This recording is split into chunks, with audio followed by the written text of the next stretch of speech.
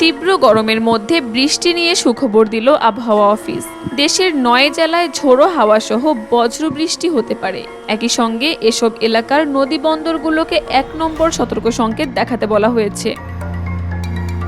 আবহাওয়া অধিদপ্তর জানিয়েছে, রংপুর, রাজশাহী, টাঙ্গাইল, ময়মনসিংহ, কুমিল্লা, নোয়াখালী, চট্টগ্রাম, কক্সবাজার এবং সিলেট অঞ্চলের ওপর দিয়ে দক্ষিণ অথবা দক্ষিণ পূর্ব দিক থেকে ঘন্টায় ৪৫ থেকে ৬০ কিলোমিটার বেগে অস্থায়ীভাবে ঝোড়ো হাওয়া বয়ে যেতে পারে। সেই সঙ্গে হতে পারে বজ্রসহ বৃষ্টি। আর এই প্রবল বাতাসের কারণেই এসব এলাকার নৌযানগুলোকে সতর্ক অবস্থানে থাকার নির্দেশ দেওয়া হয়েছে।